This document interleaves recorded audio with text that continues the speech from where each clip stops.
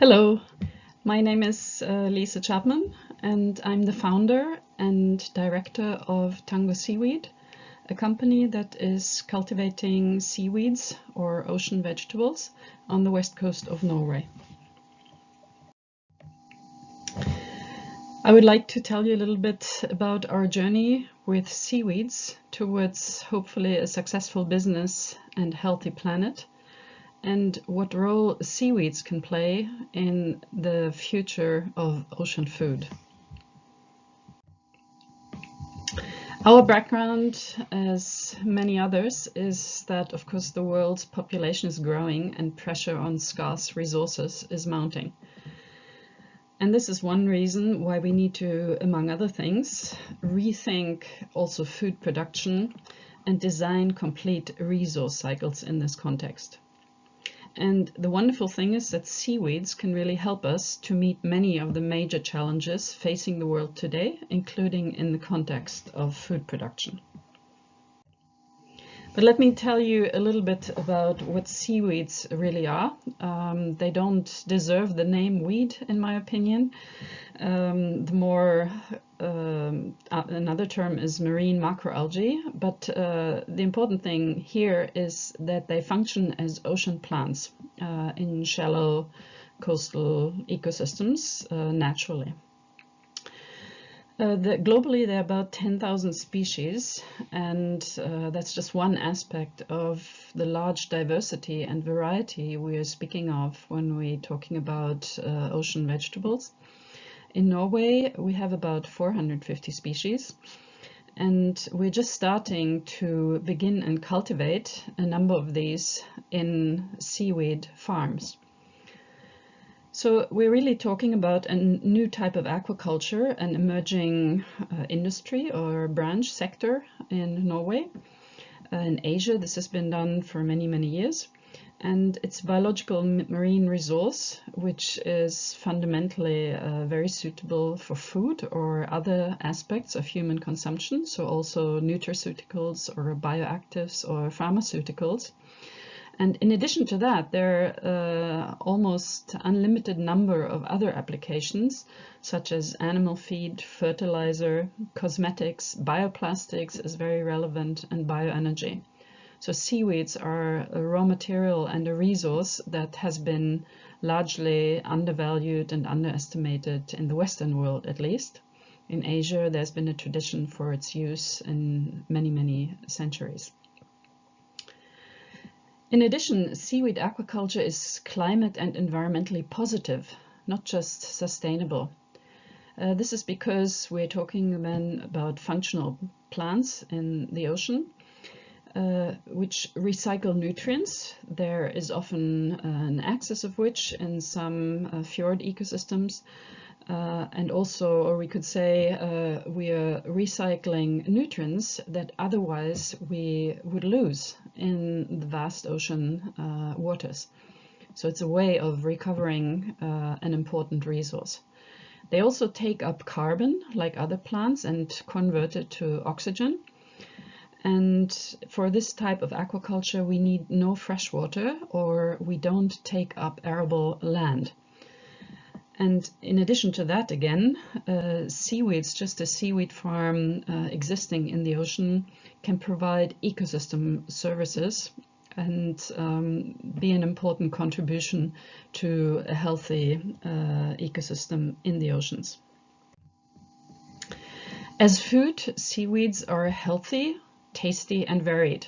And of course, this is very much a generalization because, again, we're talking about a very large diversity of species that differ from each other. And not all of these points here are equally relevant for each species at each time of its life. But in general, this is just a short list of which highlights we meet when we use seaweeds as food. So in terms of minerals, we have iodine, magnesium, potassium, calcium, and sodium. Seaweeds represent a healthy salt replacement because the salts, the very salty seaweeds, are largely built on a more healthy type of mineral salt than our regular table salt. They contain vitamins. In terms of lipids, they consist of a very good ratio between omega-3 and omega-6 fatty acids. They are rich in fibers and have other properties like antioxidants. They can function as probiotics, have many antibacterial effects, and the list could be continued much further.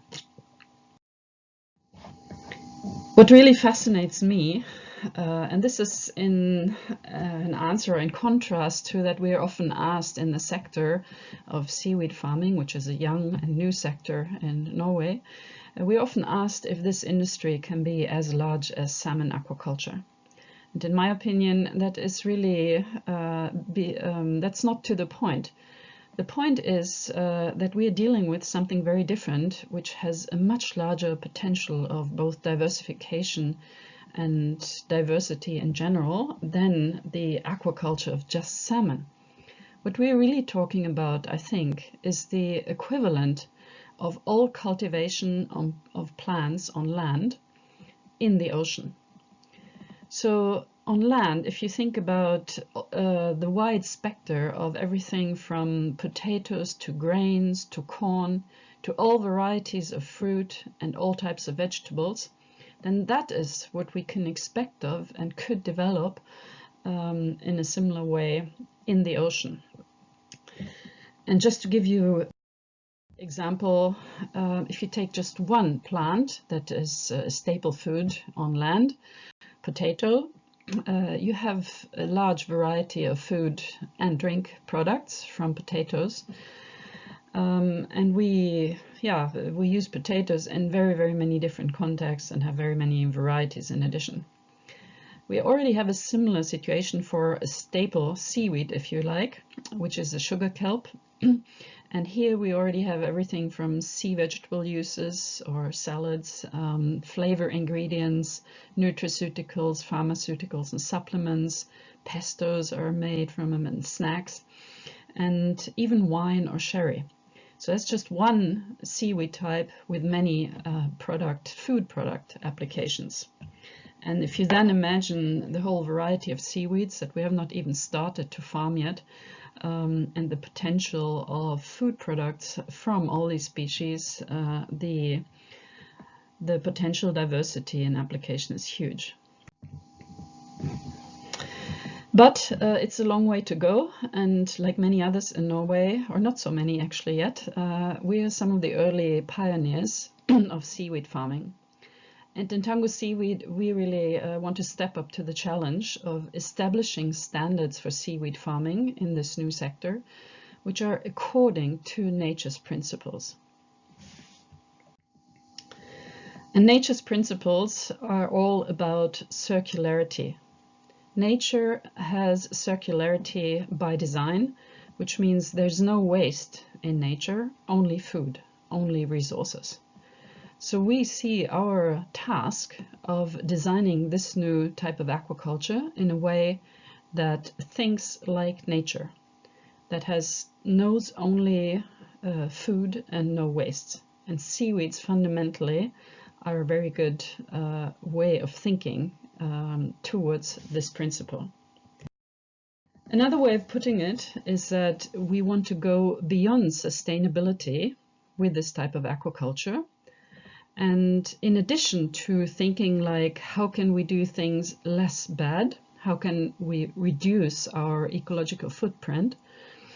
And, for example, use less energy in our production or use less fresh water, less resources, and so on.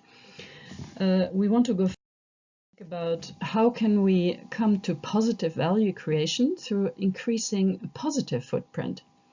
And this is, again, what seaweeds can do because, for example, they can recycle nutrients from seawater that would otherwise be lost. They can represent an ecosystem, a life arena for many other species in a seaweed farm. And there are many other ways we can think in this way with seaweed farming. But we need to do it systematically and from the start. So in order to produce healthy food for healthy people and a healthy planet with seaweed farming, we have a number of challenges, very many actually, because we are just at the beginning. And some of the big themes in this context are in the actual cultivation and harvesting. We need to understand the biology and ecology, and that's a big field. It's not just about finding good technological solutions, although we need those also for improved efficiency and upscaling eventually. But most of what we're doing and what we don't understand yet is about biology and ecology in large ocean ecosystems. So we want to learn how to build a regenerative seaweed farm that functions at a circularity principles and possibly imply methods like integrated multi-trophic aquaculture, where we grow different species together, and eventually can think about the role of scale and go from pilot and small scales to larger scales in a safe way.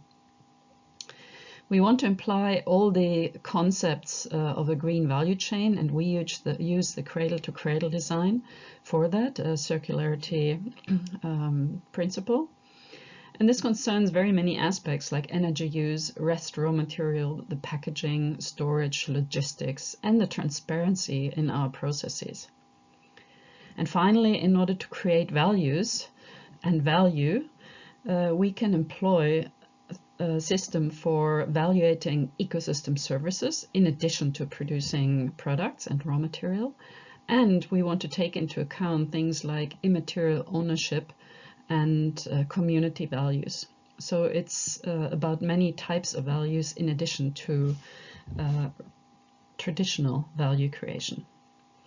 And although we are a very strong and engaged team, albeit still very small, need partners and supports and network, often in forms that are unpredictable and very surprising and positive in many ways. And so we continue to develop with our partners and with our network. And if you are interested in talking to us further, if you're interested in tasting seaweed or using it in maybe your production, or if you want to work together or even discuss the further implementations of seaweed in a larger context of ocean development and protection, then please contact us. And yeah, you find our website and contact points here.